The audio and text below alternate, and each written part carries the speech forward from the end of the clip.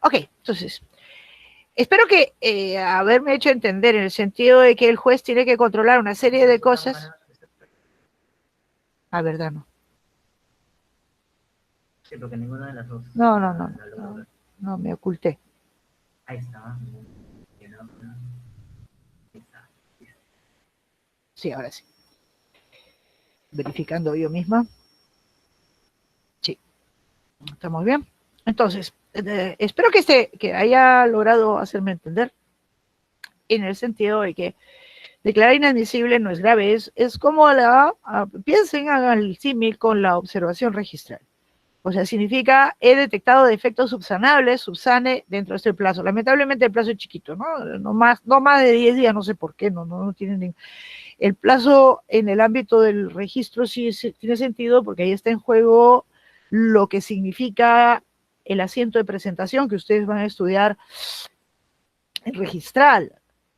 Si es que uno subsana, los efectos que cuando finalmente se logre la inscripción se van a retrotraer a la fecha y hora del asiento de presentación. Entonces tiene un sentido el que tenga uno un plazo delimitado para obtener la ventaja registral, ¿no?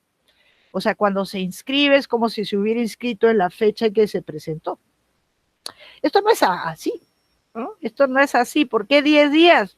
¿Por qué 10 días? No tiene ninguna base racional, ningún efecto, es simplemente porque se le ocurrió al legislador establecer un plazo. No debería haber plazo, o en todo caso establecer si en 4 meses, en 6 meses, no se subsana, se manda al archivo, pues una cosa así.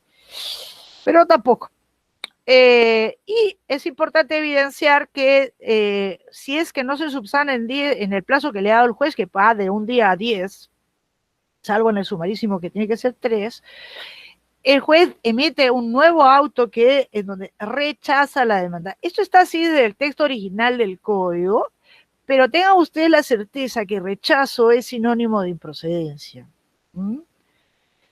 De hecho, el proyecto del código, que esto estaba colocado dentro del artículo 431 de un proyecto que se publicó a mediados de febrero de 1992, el código se promulga el último día con fecha 29 de febrero de 1992, era año bisiesto, y se publica el 4 de marzo. Este proyecto, que le antecede en 15 días a la promulgación del código, decía, ¿no? Estaba colocado lo que luego devino el 426, era el 431, y decía, el juez declarará inadmisible la demanda cuando... Tenía otra redacción, si ustedes observan, ¿no? No reúna los requisitos, papá. Estaba contenga una indebida acumulación de pretensiones, como le decía, esto estaba así, presente defectos que impiden un pronunciamiento sobre el fondo. Miren, que estaba como inadmisibilidad en términos generales de defectos, ¿no? Pero esto lo cambia, ¿no? Pero lo importante es el párrafo final quedó exactamente igual tal cual el texto promulgado como el del proyecto. Dice, en estos casos el juez ordenará al demandante subsanar la omisión o el defecto en un plazo no mayor de 10 días. Está igualito. Si el demandante no cumpliera con lo ordenado, el juez rechazará la demanda y ordenará el archivo del expediente. Esto no se modifica, este último párrafo, cuando se promulga el código, ni siquiera después. Pero donde sí había un cambio de palabras, era unas palabras distintas, era 432. 432 decía desde la sumilla rechazo de la demanda, que era la misma palabra empleada en el anterior artículo, ¿no? Pero por no subsanación. Cambio aquí, ¿no? En cambio aquí,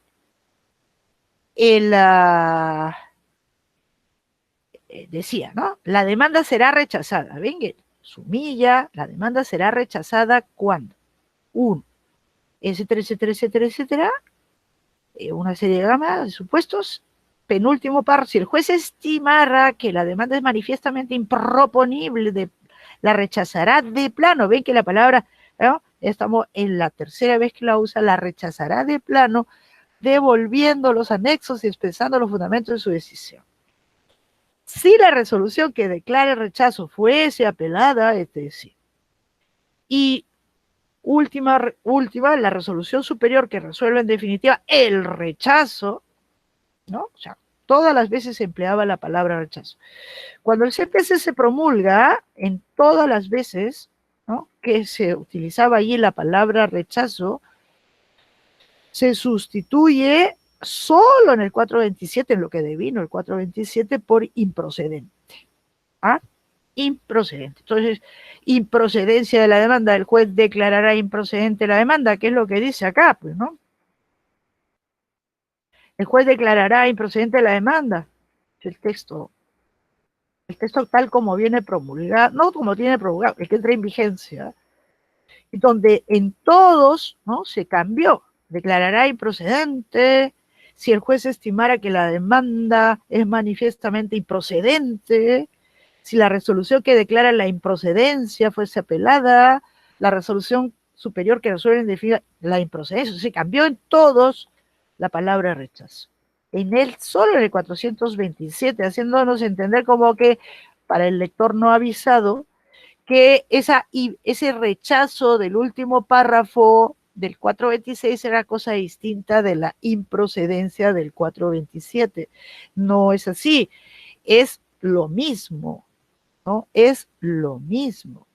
Es que simplemente improcedente, léase, esta demanda no abre el proceso. Eso significa, te la rechazo. De eso, cuando se trata el tema de improcedencia in limine, no sé cuánto, se habla del rechazo de la demanda. En el Uruguay se utiliza la expresión rechazo, ¿no?, que suena feo, te rechazo, ¿no? El rechazo de la demanda.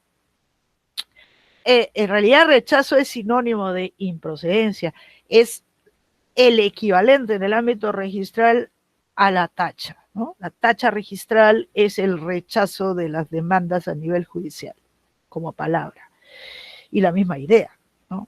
O sea, la tacha significa no te inscribo el título, la improcedencia significa no abro el proceso, punto. Pierde toda esperanza. Este proceso no se abre. No se abre. ¿Y por qué no se abre? No se abre o porque habían defectos susceptibles de subsanación y no se subsanaron y por lo tanto se mantienen y por lo tanto no puedo abrir el proceso. O no se abre porque de plano presenta unos defectos que no son subsanables. ¿Ah?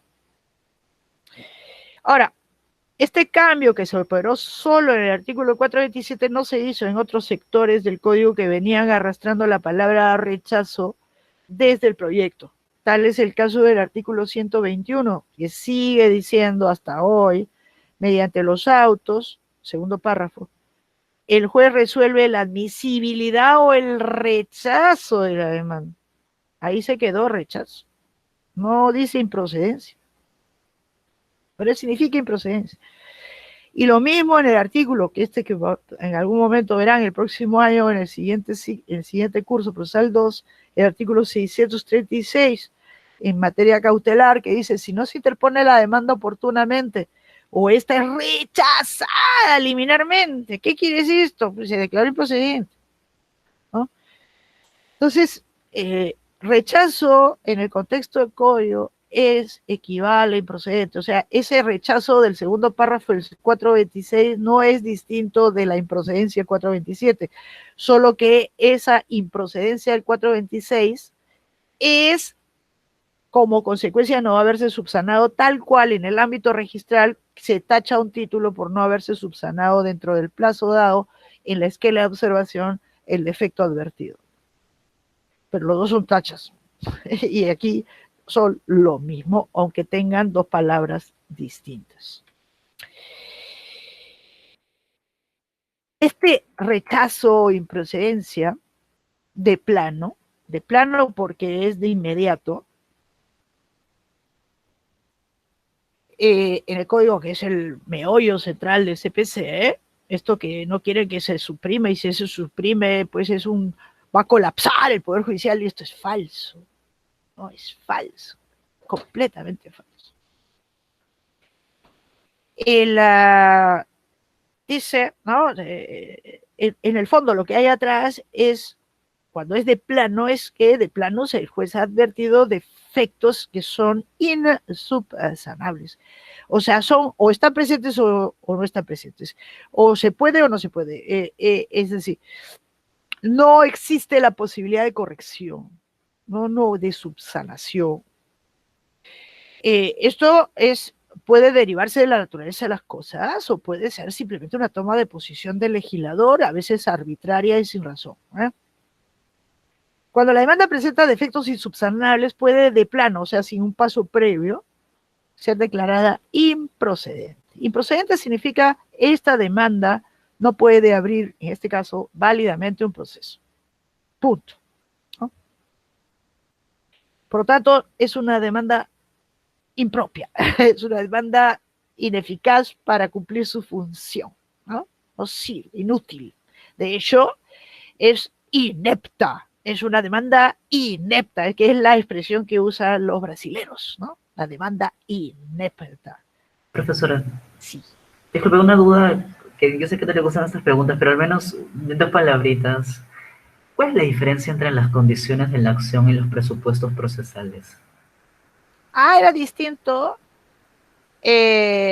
Distinto en Kiovenda, por ejemplo. Eso depende, pues, depende del autor, de la doctrina, de la posición. Era extremadamente distinto cuando se tenía como Kiovenda, como Bach, ¿no? Una concepción de aquellas que vienen rotuladas como concretas. Entonces, presupuesto procesal es lo necesario para tener un proceso válido, a lo Bulow, ¿no? Pero que Bulow era abstracto, ¿no? Abstractista, digamos, ¿no? Pero digamos, presupuesto procesal, o sea, unas condiciones necesarias que estén presentes para que sea la relación jurídico-procesal sea válida, hablando lo que venda, pues es eso que se suele decir, ¿no? Que el juez sea competente, que la competencia del juez, el cumplimiento de los requisitos de la demanda y el tercero que se me escapa en este momento, no me acuerdo. Y la capacidad para ser parte y procesar. Entonces, eso es el mínimo indispensable para llevar adelante un proceso válido. O sea, lo que creen en esta palabra de la relación jurídico-procesal a lo alemán del siglo XIX y a lo que venda, relación jurídico-procesal, para estar en presencia de una relación procesal válida. ¿Okay? Mientras que las condiciones de la acción en los concretistas son lo que se necesita para poder emitir una decisión de fondo. No, pero no solo de fondo, sino favorable al demandante. Kiovenda consideraba, ¿no?, como condición para obtener, las condiciones de la acción son las condiciones para obtener una sentencia favorable. En una concepción de aquellas que se rotulan como abstractas, o sea, prescinden de si el demandante tiene o no tiene la razón, no hay mayor diferencia entre condiciones de la acción y presupuestos procesales, porque toda la postre devienen en requisitos para poder llevar adelante válidamente un proceso. Es decir, y si es un proceso declarativo, lo que está en juego para poder emitir válidamente una decisión de fondo. Porque cuando ello no está presente, no se podría dictar válidamente una decisión de fondo. Y eso es justamente lo que significa declarar improcedente. Declarar improcedente significa no podría, no, lo hago ya porque si se siguiera para adelante igualito no llegamos a la decisión de fondo, porque la decisión de fondo si fuera emitida sería inválida. ¿Mm? De fondo, fundada, infundada la demanda. No sé si lo he aclarado, Fernando. Sí, profesora, estoy tratando de leer, de investigar sobre este tema, como se habrá podido dar cuenta por cuando le pregunté la otra vez por... Ya, pero en el Código Procesal Civil la consecuencia de uno y otro, que lo mismo. no se nota. Claro, exacto. O sea, número uno, no se nota aquello de condiciones de la acción es una palabra extralegal, no es de derecho positivo. Ni presupuestos procesales, ni condiciones de la acción están puestas en el CPC. Están puestas unos supuestos y unas consecuencias. O sea, hay unos supuestos. Entonces, si el juez se encuentra que se encuentra antaño, antes de la reforma del 2014, se encontraba que era incompetente, declaró improcedente la demanda. ¿Y por qué no podía? Porque falta un presupuesto procesal, la competencia. Pero también si se encontraba que el demandante no era el legitimado, pues declaró improcedente la demanda y declara improcedente la demanda, que sería una de aquellas así llamadas condiciones de la acción. Entonces la consecuencia es la misma. De la misma manera, si declaraba fundada la excepción de incompetencia, se declaraba la nulidad de todo lo actuado por en el texto original del código, nulo todo lo actuado a conclusión del proceso. Declaraba fundada la excepción de falta de legitimación activa, nulo todo lo actuado a conclusión del proceso. Las consecuencias son las mismas, no son distintas. Y entonces carece completamente de importancia el rotular algo como condición de la acción o como condición o como presupuesto procesal, porque la consecuencia es la misma, ¿no? Y de hecho, la palabra condiciones de la acción debió desaparecer, ¿no? Debió desaparecer del lenguaje desde que pasa a mejor vida, lo mandan al museo, a la concepción de la acción o de la clave o de lo que sea como un derecho concreto, ¿no? Un derecho concreto que tiene condiciones, ¿no? Es el derecho a una sentencia favorable, ¿no? El Rechtsanspruch de Bach, el derecho a obtener una sentencia favorable, ¿no? Es lo que tiene condiciones. Y eso es lo que Kiovenda llama condiciones justamente para obtener una sentencia favorable. Entonces ahí en Kiovenda está completamente confuso, pues lo que es una condición para obtener una decisión favorable y lo que son, o sea, ese es la grave inconsistencia de la concepción concreta de la acción, ¿no? Que confunde, que a la postre es, ¿quién tiene acción? Ah, el que tiene derecho. ¿No? Entonces, todo se vuelve todo superfluo, todos esos ríos de tinta escritos para distinguir el derecho de acción del derecho sustancial. Claro. Pero ¿cómo? Pero si yo tengo que tener acción. ¿Y cuándo tengo acción? Cuando la sentencia es favorable. ¿Y cuándo se sabe eso? Al final. Al final. Y entonces, bueno, por eso es que pasan nadie en Italia hoy, es capaz de sostener la teoría concreta de la acción, ¿no? Pero me mencionó algo de Proto Pisani. Él sigue adoptando la fórmula, es esta de la distinción kiovendiana en honor a Kiovenda, ¿no? Pero no, pero él también eso. No, es que lo que pasa es que hay concepciones semi-abstractas. La de Lima y también de casi todos, ¿no? Porque sigue usando la categoría esta de las condiciones de la acción. Y son las condiciones para obtener una decisión de fondo. Favorable o desfavorable. Pero la postre es nada, ¿no? O sea, claro, ¿y cuándo puedo emitir una decisión de fondo? Entonces solamente se tiene acción cuando existen las condiciones. pero es un problema absurdo, es un problema absurdo, es un problema intrascendente. Aquí lo importante... La escuela sistemática. No, ¿de quién le gusta hacer estas tonteras? O sea, estas disquisiciones que no sirven y conducen a la nada, no sirven en tanto y cuanto sean trascendentes. Entonces, aquí lo que sí queda claro es que lo que rotulan todavía mis colegas, como muchos de mis colegas, como presupuestos procesales y condiciones de la acción, todas conducen en su defectuosidad, ¿no? A menos la competencia ahora, como vamos a ver, conducen a lo mismo, o sea, tiene las mismas consecuencias. Tiene las mismas consecuencias. Y entonces, si algo tiene las mismas consecuencias, ¿para qué distinguir? Pues, ¿no? Todos son supuestos que podemos emplear la palabra que querramos. Eso también es así, no solamente digamos, lo que pasa es que quienes no se han roto la cabeza son los franceses. Entonces, hablan de condiciones condiciones de la acción, o sea, sí, condiciones de la acción, incluso cuando han teorizado, ¿no? Motlowski, teorizó y lo puso en su código. Condiciones de la acción. Sí, condiciones de acción, todas son para obtener una decisión de fondo, ¿no? Y si no, la demanda que no reúne las condiciones de la acción es irrechevable. No se puede recibir, es irrecibible, que es el sinónimo del rechazo. Sinónimo del rechazo. Todo lo demás es fantasía. Todo lo demás. O sea, hay algo que tiene que existir para poder llevar adelante un proceso que desemboque en una sentencia. ¿Cuándo se declara esto? Eso es un problema del legislador, que si lo hace al final o lo hace a medio camino. Es malo que sea al comienzo, pero a un cierto punto, si lo hacemos hacer a un cierto punto del camino, o lo dejamos o lo pateamos para la sentencia.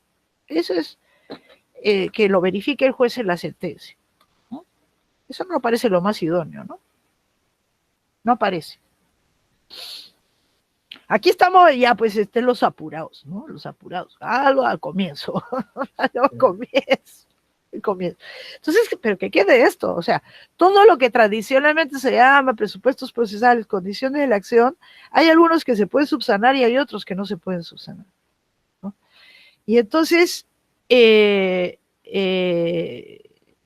es la idea. Entonces, lo que no se puede subsanar, pues conduce a que la demanda se estrelle, pues, ¿no? La demanda no abre el proceso. ¿Eso cómo se hace? ¿En qué palabras se expresa? Declarando improcedente la demanda. In limine, al comiencito, ¿no?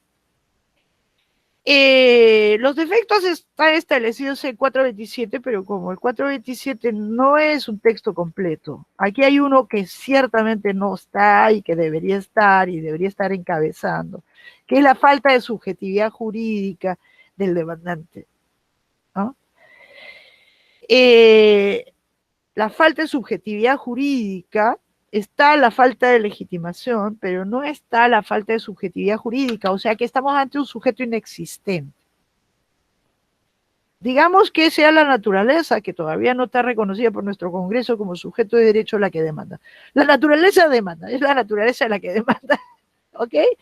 Representada por quién sabe quién, porque tendrá que establecer quién representa a la naturaleza. Y entonces, pero el demandante es la naturaleza, ¿no? Entonces, la naturaleza del día de hoy no es sujeto de derecho. O mi tortuga, digamos, quien demanda mi tortuga por maltrato de su dueña. Entonces me demanda a mí. porque no le doy un buen llantén, ¿ah? ¿Quién se quiere su buen llantén?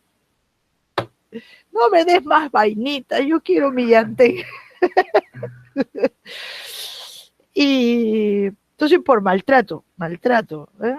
Entonces una tortuga, un animal, no tiene todavía subjetividad jurídica. Para poner un caso grotesco, la naturaleza todavía no es un sujeto. Y no es un sujeto, para ir un poquito a algo, un muerto, ¿no? Un muerto, alguien que ha fallecido. No estamos hablando de los sucesores del muerto, ¿no? El muerto que aparezca como demandante. Recuerden que esa es una demanda, es una demanda que se presenta por escrito, ¿no? El papel aguanta todo, hasta que las demandas las presenten los muertos, firmadas por el muerto, ¿no? Imagínense cuando sea firma digital, ¿no? Firma digital, y con la firma digital del muerto, ya se murió, pero pues alguien sabe sus algoritmos y ha puesto todos un muerto, o sea, la carencia de subjetividad, o un ente que no es un ente, que no está reconocido como que no tiene subjetividad, como el caso en el Perú de los consorcios, que no tienen subjetividad jurídica. Entonces, esto es un defecto insubsanable, porque la capacidad para ser parte, es decir, el ser sujeto, ¿no?, del proceso, como parte, no es, o se tiene o no se tiene, ¿no? No se puede subsanar, no hay mutante, ¿no? Bueno, pueda mutar. O se tiene o no se tiene, eso no está a la lista, y tampoco está expresado, lo veremos como un supuesto que pueda poner sobre el tapete el demandado, se lo comieron, porque es el problema de las listas cerradas, ¿no? Pero esta no es una lista cerrada, no es una lista cerrada. Y por lo tanto, como esta es la capacidad de lo primero que tiene que ver, la capacidad para ser parte es también lo que tiene que ser apreciado por el juez de oficio, y por eso se presenta pues el documento de identidad, es para eso. Si el juez determina, oiga, está demandando un muerto, es un supuesto de demanda improcedente, es una demanda que no puede abrir un proceso, pero no lo han puesto en el 427. Entonces tiene un listado que ahora nace con siete supuestos previstos ahí, algunos muy abiertos, pero que ahora se han reducido a 5. Ahora es desde el 2014, a fines de diciembre de 2014, vigencia febrero de 2015. O sea, estamos 5 años y pico, ¿no? Sí, 6 años, ¿no? Entonces, ¿cuáles eran estos supuestos? ¿Qué ha cambiado entre el texto que entró en vigencia? Porque eso es lo que tenemos que decir, texto que entró en vigencia, este es el texto que entró en vigencia que están viendo. Los chicos tienen que entender que son dos códigos distintos. Porque uno va a cárcel leyes, ¿cierto, profesora? Sí, mire, vigencia es distinto al proyecto original que se no, el que viene promulgado el 29 de febrero de 1992, que se publica el miércoles 4 de marzo de 1992, se le publicaron en el peruano. Es diferente al que se fue publicado el 28. Sí, porque inclusive estaba dividido en libros, tenía 2 libros, por eso nuestro código no está separado en libros. ¿Y por qué no está separado en libros? Porque teníamos un libro 1, que era el libro de la justicia civil, y un libro 2, que era la justicia arbitral. O sea, se promulga con 2 libros, por eso ya no pueden dividirlo en libros. No tenemos un libro, disposiciones generales a todos los, aplicable a todos los procesos declarativos, proceso de ejecución, cautelar. No tenemos libros nosotros. No tenemos libros por esa razón. Porque ya lo habían hecho, porque querían poner el arbitraje ahí, y de hecho se promulga el libro 2, que era el del arbitraje, que lo hizo Loman, ¿no? Y esto viene cambiado en diciembre de 1992. O sea, el código estaba programado para que entrara en vigencia el 1 de enero de 1993. Y en diciembre, o sea, esto se promulga antes de que Fujimori haga su golpe de Estado el 5 de abril, ¿no? Entonces luego, pues cierran el Congreso, el 5 de abril cierran el Congreso, y Fujimori asume todos los poderes. Cierra el Congreso y cierra todo el Poder Judicial, manda a su casa a medio mundo. Y él se autoatribuye el Poder Legislativo. Y entonces la solución fue la de la convocatoria de asamblea al Congreso Constituyente Democrático, ¿no? Y entonces en octubre se elige al Congreso Constituyente Democrático. En el interín, Fujimori legislaba por decreto ley, ¿no? Los decretos leyes. Entonces da un montón de decretos leyes. Ustedes pueden, un día que tengan insomnio, es interesante, Fernando, usted sufre de insomnio también, ¿no? Yo no sufro nunca de insomnio, más bien yo estoy en déficit de sueño, yo quiero dormir más de lo que puedo dormir. Y salvo cuando tomo café de noche, entonces ahí tengo, pero esa es una cosa muy, muy, muy, muy anormal, digamos, pero digamos, y no hago lo que yo les aconsejo, que es cansar los ojos, porque ya mis ojos están cansados. Esta luz me cansa, esta luz que tengo al frente que me ilumina, me cansa los ojos. Y me secan, me los resecan. Entonces, les aconsejo que ustedes se lean, ¿no? Se vayan al archivo digital del Congreso y empiece a leerse decreto ley por decreto ley que da Fujimori entre el 5 de abril y el 31 de diciembre de 1992. Porque siguieron saliendo, ¿no? El 31 de diciembre siguen saliendo. En realidad están fechados 30, ¿no? 30 de diciembre de 1992. Y sobre todo en diciembre es una avalancha de decretos leyes, ¿no? Entre noviembre y diciembre, porque dice, ya estaba, en octubre se hacen las elecciones del Congreso Constituyente Democrático, naturalmente donde el partido de Fujimori, que le había cambiado de nombre, no sé ya cuál era, Cambio 90 creo que es ahí. No, cambio 90. Cambio 90 es del 90. No sé, nueva mayoría, creo que es nueva mayoría. ¿Ah? Le va cambiando nombre porque va mutando, pues, va mutando. Otro de cambio 2000, ¿no? En el 2000. No, en el 2000 sí, pero creo que era nueva mayoría en el... no, no me acuerdo, no, estoy hablando en 92, no sé. 92 para el Congreso Constituyente Democrático, porque era cambio 90 nueva mayoría, creo que se llama así. Cambio 90 nueva mayoría. Bueno, y obviamente tiene mayoría, ¿no? Tiene efectivamente mayoría. En el Congreso Constituyente Democrático, en donde participa el PPC, pero no participa el APRA, pues, ¿no? Y tampoco ha sido popular. Tampoco ha sido popular. Pero solo el PPC, pues está Lourdes ahí. Y bueno, y tendría que entrar en funciones el 31 de diciembre, nueva mayoría, sí, el 31 de diciembre de 1992 entraba en funciones, se reunía, comenzaba a funcionar el Congreso, ya podía desde ese momento legislar y por lo tanto dejaba de legislar el gobierno de emergencia y reconstrucción nacional, ¿no? El de Fujimori. Entonces, el 10 de diciembre de 1992, por decreto ley este 25940, se hacen unos grandes cambios, un montón de cambios, al texto del Código Procesal Civil, ¿no? Pero a la par se da una nueva ley de arbitraje en otro decreto ley que es el 25 no sé cuántos, ¿no? Que deroga el libro segundo, ¿no? Deroga el libro segundo del Código Procesal Civil promulgado en febrero, ¿no? Y el código se queda sin división de libros, ¿no? Suprime lo del libro 1, porque ya no había el libro 1, porque se quedó, no hay primera sin segunda, ¿no? Si no hay segunda, no hay primera, pues, ¿no?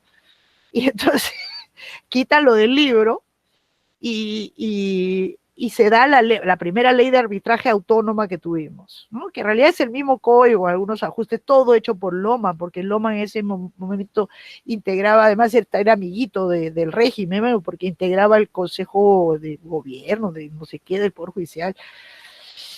Y en el caso del procesal civil, Diz Monroy lo dijo después de 15 años, que fue la propia comisión. La propia comisión que elaboró el Código Procesal Civil quien hizo esos ajustes. O sea, yo no me imagino a Lourdes Flores, a Albo Orlandini, trabajando para Fujimori. No, no. A Cateriano también está. Cateriano. Yo hubiera imaginado lo que está pasando en estos días. Meeting, Lourdes Flores, ella lo de Fujimori. ¿También estuvo en la playa? ¿Ayer? No, un meeting al lado de Fujimori. No sé si fue ayer. No, pero ahora ya no pueden estar juntitas porque si no mandan presa a Keiko. La mandan presa. Le ha dicho el juez, ay, de usted si se comunica con Lourdes Flores. Y con el otro Torres. O sea, no pueden estar nunca juntitos, porque si se lo ve juntitos. Pero no, ya no pueden estar juntos. ¿No? Ya no se pueden comunicar, se mandarán papelitos, pues, ¿no? Pero ni por WhatsApp, porque después le interceptan los WhatsApp y se va presa, se va presa. Entonces, cuando esta es una aclaración hecha a petición de parte, a petición de Fernando.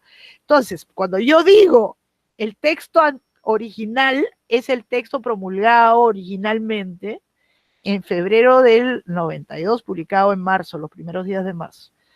Cuando digo el texto que entró en vigencia es el así llamado texto único ordenado del Código Procesal Civil, ese es el que tienen a la vista, el que entra en vigencia el 28 de julio de 1993 y que es el texto único ordenado que contiene las modificaciones que se hicieron el 10 de diciembre con este decreto ley 25940, que incidió sobre este texto, ¿no? Incidió sobre este texto porque enrocó algunos supuestos que estaban de inadmisibilidad, los volvió de improcedencia. El que está subrayado, el inciso 7, contenga una indebida acumulación de pretensiones, como lo dije hace un ratito, en el texto promulgado en febrero estaba como supuesto de inadmisibilidad, o sea, de subsanable, mientras que con este decreto ley, que Diz Monroy, que hizo la misma comisión que se volvió a reunir, o sea, él consigo mismo, Él es la comisión, eso es lo que quiso decir, él es la comisión. Claro, la comisión soy yo. Claro. Como Luis XIV, ¿no? El Estado sí. Soy yo y él es la comisión. Claro, porque los políticos que la integraban pero que nunca hicieron ni una raya y que se confiaron, igual que Álvaro Landini se confió en Monroy, que él sabía, ¿ah? Que él sabía. Pensaron que sabía, pues, es así, uno piensa así como cuando uno va a un médico, pues, y confía en él, pues, ¿no? Ya, bueno, de tener la razón. Y seguramente me quiere curar, ¿no? Me va a curar bien, entonces uno tiene fe. Y lo mismo hicieron los políticos, le dieron en su momento, ¿no? Ya lo ha hecho Monroy sabe, es un sabio en esta materia. Se confiaron. Y lo mismo, ¿no? En realidad lo hizo él con sus chicos, ¿no? Con sus practicantes en el estudio de Belaunde. Eso es lo que hizo, ¿no? En la comisión es él. Pero lo cierto es que esto es hecho por Juan Monroy, pues. O sea, el resultado del 427 es de Juan Monroy. Tanto es así que él en un artículo publicado en no me acuerdo cuál de las dos revistas de la Católica, o en Temis o en Jus, creo que es el Temis, él anuncia que un decreto ley próximo a promulgarse, ¿no? Y ya pone este texto. Todavía no había sido promulgado cuando él entrega el artículo, ¿no? El decreto ley 25940. No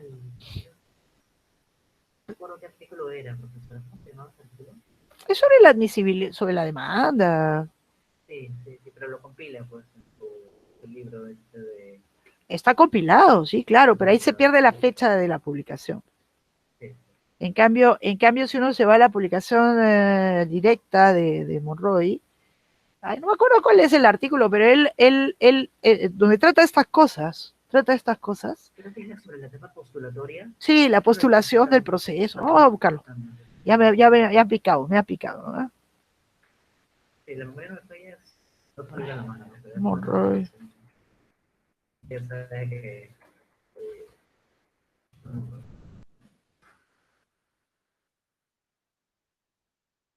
Este es. Sí. ¿Ve? 92. Es del 92.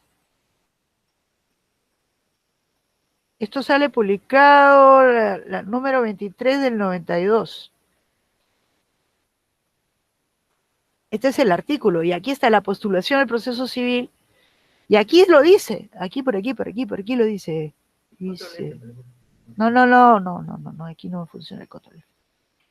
Requisito, esto es imagen además, la requisito de la demanda se presenta por escrito. Esto es 425, aquí está. El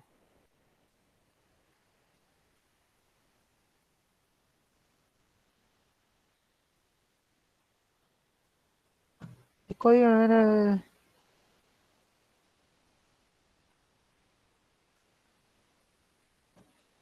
en algún lado dice eso, ¿no? O es en otro.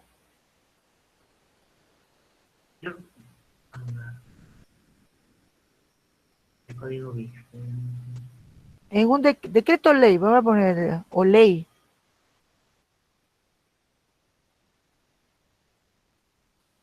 En algún lado lo dice.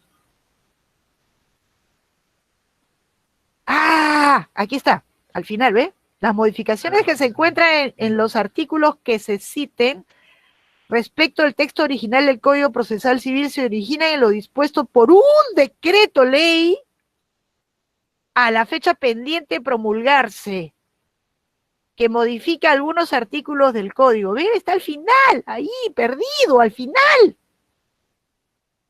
Pero él ya da cuenta, no del texto del Código, cuando esto lo entrega, todavía no había salido el decreto ley 25940 y lo entrega de todas maneras y se publica tal como luego fue recogido. ¿Lo ven o no lo ven acá al final? No. Vamos a ponerlo más grande.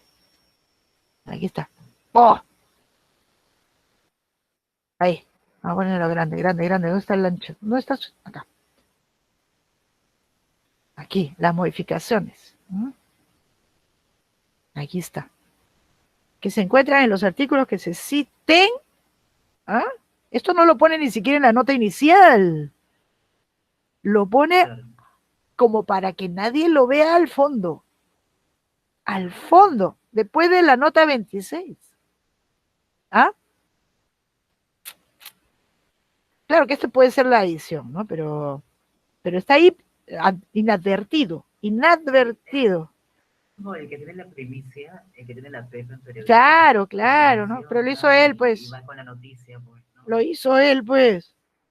Ya, entonces, este es el texto. Pero yo voy, no por esto, ya se nos fue el tiempo, por hablar de estas chismoserías, la chismosería.